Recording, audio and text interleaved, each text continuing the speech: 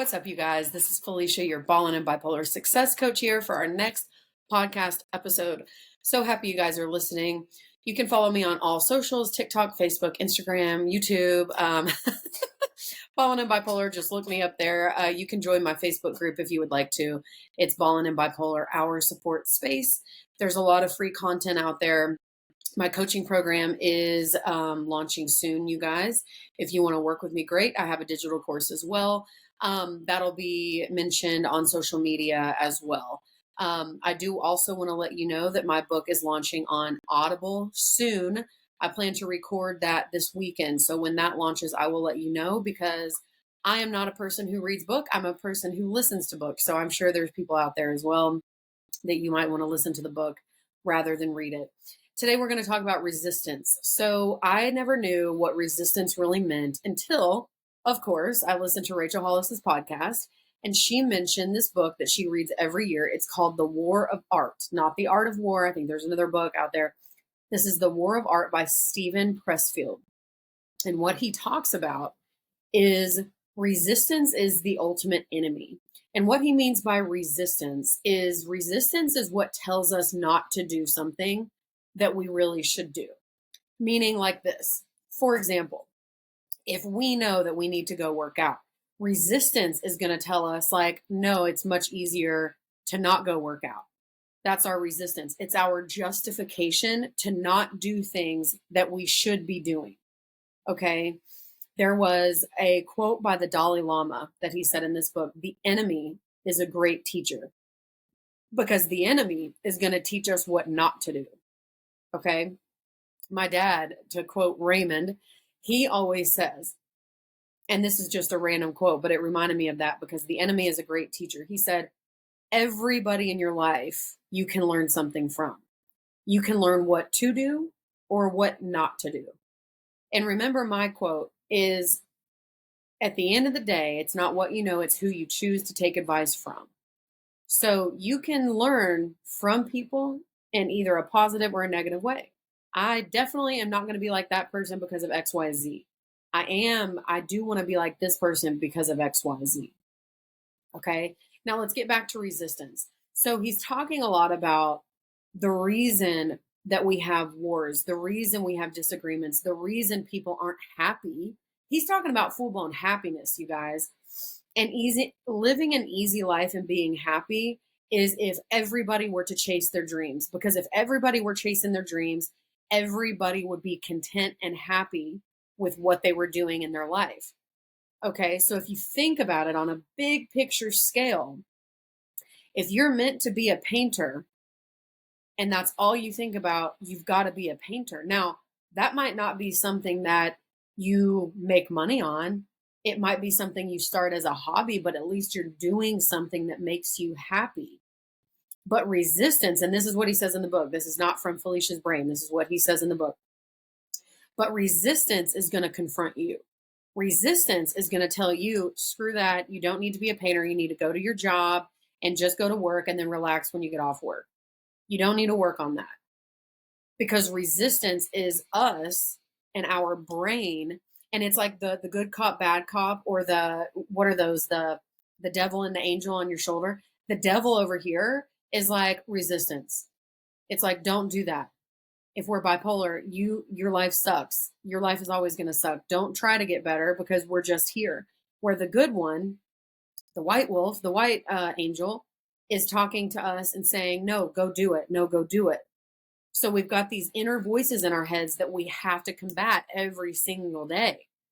And so many people everybody's met with resistance. Okay, that's what he's talking about in the book. Every single human being is met with resistance. The question is, are you going to fight it or are you going to succumb to it? Because if you fight resistance, that means you're going to overlap. You're going to jump over that hurdle, because resistance is the ultimate hurdle. And if you get over that hurdle, but you have to get over that hurdle every single day, then you can go in and do what you're supposed to do.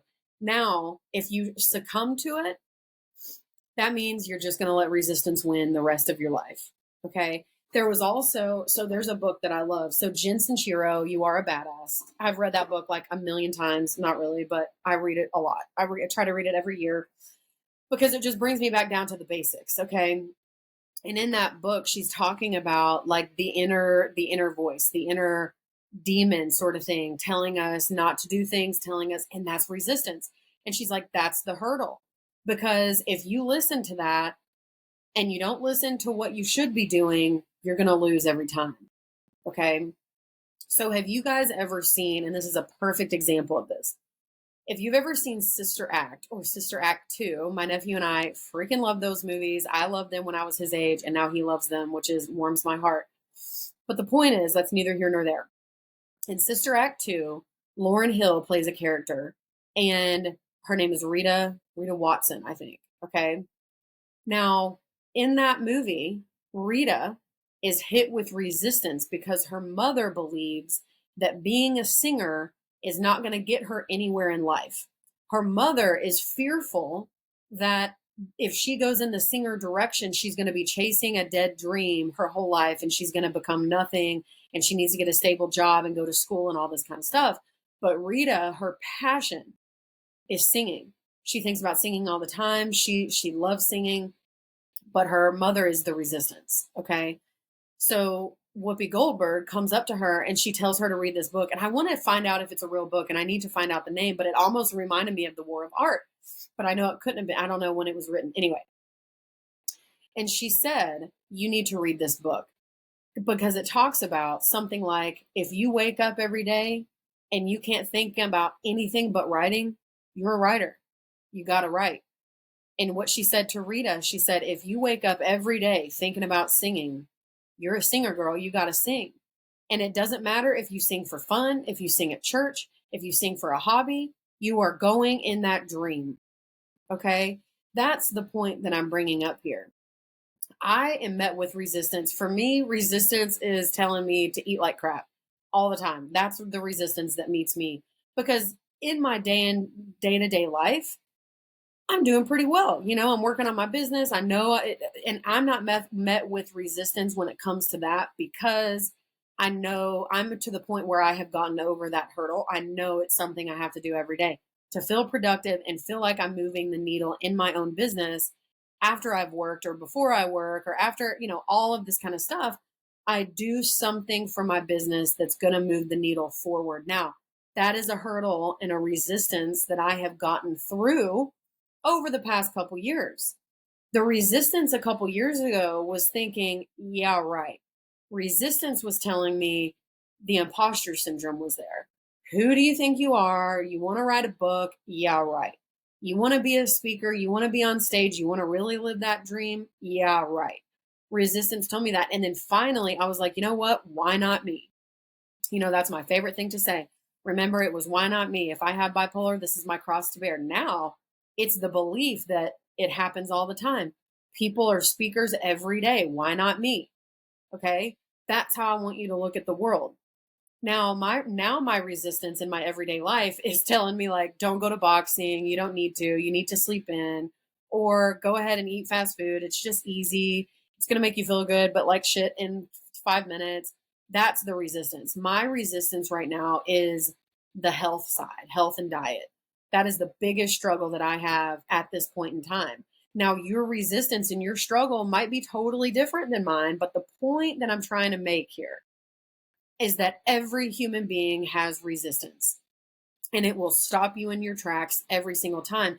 And if you don't know that it's going to come and hit you in the face every day, again, you got to be ready to fight because you can fight it and overcome, or you can lay down and let resistance lie on top of you. And if you're that guy, you're never going to be fulfilled in your life because you're going to be doing things that you don't love. You're going to go to a job that you hate and not have anything to look forward to. Let's say that you don't make money as whatever, as whatever you want to be. Say you want to be a speaker like I do, okay? Like for me, this is my plan. If I don't make any money being a speaker, at least I've gone in that direction and I'll go speak for free at freaking middle schools, right? So either way, I'm going to be a speaker. Period, point blank. I will pay to play just so that I can be on stage. Okay? That is how far past resistance I'm going beyond that. So if you don't even make money doing what you love, That's the dream, right? That's the goal for sure. But either way, if you have a 9 to 5 that's paying the bills, you got kids, you got responsibilities, you've got to do something for yourself that's going to make you happy and bring you that joy. Go in that direction every single day. You're going to be hit with resistance we need to know so that we can overcome it and freaking move on. So this other quote in this book, the War of Art, he says, and I'm paraphrasing if I get it wrong. He says, "It's better to be in the ring, being stomped on by the bull, rather than being in the stands or out in the parking lot." That is strong. Let me rephrase that again or replay that. It's better to be in the ring being stomped on by the bull rather than being in the stands or out in the parking lot. When I heard that, I was like, oh my gosh, I rewound it like 5 times because it's so true. If I fail and I'm on stage and and it's awful and people are, boo, get off the stage. Here's the thing. I would rather be on that stage and failing. Now, I say this now because I haven't experienced that yet. So I'll come back here and be like, it was awful. But my point is, I would rather fail in trying and doing something that I love and being in the ring fighting rather than watching somebody else fight for their dream. If I was on the outskirts, if I'm in the audience watching Rachel Hollis my whole life on stage speaking, and I never went in that direction, I would never know. Right. And if I'm watching from the outside all the time, I'm going to be pissed because I would rather be on that stage. I want to be on that stage. Okay. So I would rather fail and be stomped on by the bull than to be just out in the parking lot hanging out. Same goes. So my dad, another Raymond quote for you. I don't know if I said this in my last podcast or this one, but my dad says, sometimes the bear eats you and sometimes you eat the bear. And what he means by that is sometimes we win, sometimes we fucking lose. Period, point blank, end of story, close the book. Okay. And it's awesome because there is power in knowing that. There is peace in knowing that sometimes I'm going to get eaten by the bear. I don't know if I'm going to get eaten by the bear today or tomorrow, but it's going to come.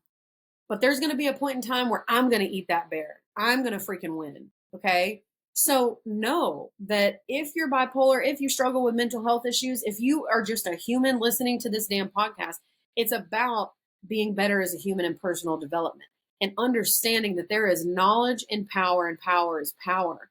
And the way that I feel powerful is knowing.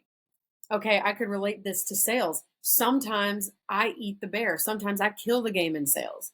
And sometimes the bear eats me. Sometimes it's awful. Okay, same freaking goes. Now, the last thing I wanted to tell you is, again, Rachel Hollis, she's like my idol. She was quoting somebody else. Now, she was on her podcast, and I apologize for not knowing exactly who said this, but he said, I would rather be disliked for being me than being liked for who I'm not. That's another powerful quote for you. Because if you don't like me and I have given it my all, I have shown you who I am, I can't do anything about that. I just know that you don't like me, and that's freaking fine and dandy. Okay? But if you don't like me, or if you do like me and I've just faked it, that's fake, right? Who wants to be liked for who they are not? Because it's really not liking you. It's liking a version of you that you have told this person that you are. F that mess. There's an experience in my life where this girl, usually in the big scheme of things, I think that I'm pretty liked by most people. Now, I'm not saying everybody's a fan. I'm not saying I'm the best person ever. Not at all. I'm just saying usually I get along with most people. Okay. Now, there's this one girl who has just never gotten me and I don't get her. We just kind of, and we were at a wedding together and we were adults. We got along. She helped me with my hair. Like, it was great. But after that, I've kind of followed up with her just to see how she's been doing. She doesn't text me back, and I'm like, that's fine. But the point is that she might not like me, but she knows exactly who I am. And I am totally at peace with that. Because if she did like me, but I showed her a version of myself that she might like, that is fake. That is not Felicia Keller. Felicia Keller is this person who she is not really a fan of. And I'm like, that's fine. I can't do anything for you. You know what I mean? Like she's seen me at my best. She's probably seen me at my worst, and she doesn't really like me. And that's totally fine. You guys need to go into the day thinking the same. You come in with authenticity, get rid of that resistance, and get over that hurdle every single day. And then we're going to be balling with a side of bipolar. Okay. I hope you guys have a good day out there. Be balling. If you're not balling yet, you can be. You keep trudging forward.